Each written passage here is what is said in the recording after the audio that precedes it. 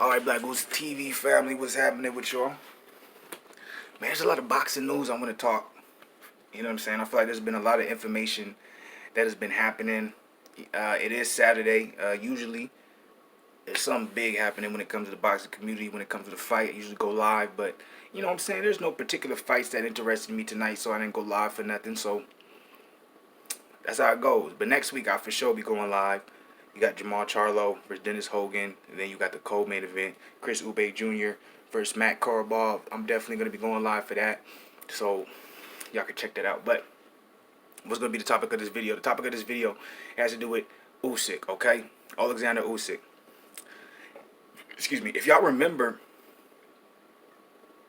Eddie Hearn seemed to be adamant on the fact that he wanted Oleksandr Usyk to be the mandatory or the runner-up, or basically the guy who faces the winner of Anthony Joshua versus Andy Ruiz.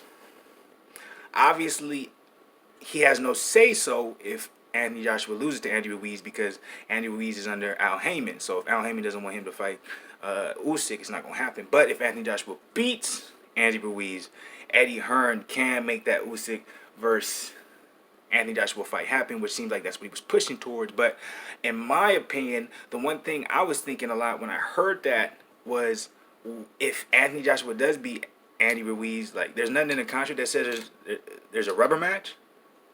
That's what I'm interested in wondering. Do you think there's a rubber match when it comes to the contract that they signed, when it comes to it, if Anthony Joshua does beat Andy Ruiz? Or do you think Anthony Joshua, in the contract, it was just a rematch if Anthony Joshua loses, right? So if Andy Ruiz beats Anthony Joshua gets the rematch, and after that, whatever happens, happens. Similar to the Canelo Triple G fight, or Triple G saga, however you might want to see it. I'm going to do a video on that later.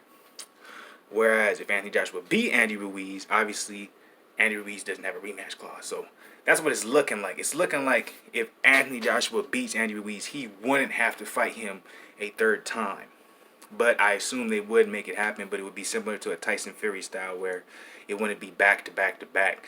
It would probably be some fights in between, kind of to build it up, because it can be just as big as a Tyson Fury versus Wilder 2. But let's get back to the point at hand, all right? I'm talking about Oleksandr Usyk. Why am I talking about Oleksandr Usyk? Why am I talking about Eddie Hearn wanting him to be basically the guy who fights AJ if AJ beats Andy Ruiz? Well, Usyk is now talking about he's not in a hurry to face Joshua versus Ruiz 2 winner. He welcomes the Chisora fight. What has happened in between the time of him facing Witherspoon, or even before facing him, to now, where he's now saying he's okay with waiting? Obviously, if I'm correct, he's under Eddie Hearn.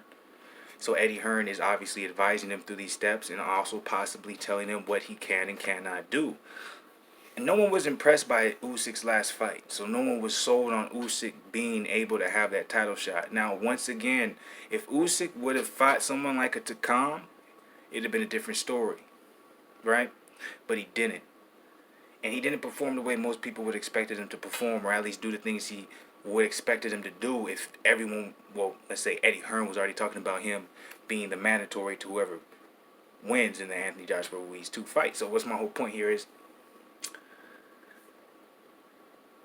Chisora versus Usyk would be the exact fight you need to see if Usyk belongs in this division, especially the way Chisora is going up. Chisora is obviously, he's being called out by Parker, because if Parker fights Chisora, that would be a big fight for Parker, because anyone who beats Chisora right now, they're basically right there to get a title shot. If not right there to be a title shot, they're going to be in the conversation. Alright? So fighting Chisora is big. Now hearing that Oleksandr Usyk is interested in the Chisora fight, they're trying to make this happen in February, what they're saying. Most likely this is going to end up happening. Who do you have winning? I think this is going to be interesting. I think Usyk shouldn't, you know what I'm saying, underestimate Chisora. While Chisora, I think he's the best he's ever looked. Does Usyk have the power to do what Dillian White did? Dillian White was getting outboxed the whole fight, but was able to throw that left hook and able to drop Chisora. Or is Usyk going to do what I believe is very hard to do when it comes to Chisora, and outbox him for 12 rounds without getting caught? It's very hard to do that with Chisora. So, let me know what y'all think about that. You know what I'm saying? This video was a little longer than I wanted it to be, but y'all drop y'all comment. I think this is interesting. I got a lot of topics for y'all tonight, man. We're going to talk about some shit. Y'all been dropping some good comments, too. I've been appreciating y'all opinions. Y'all keep spreading y'all opinion. I don't really want to know what y'all think about all these topics. You already know what it is.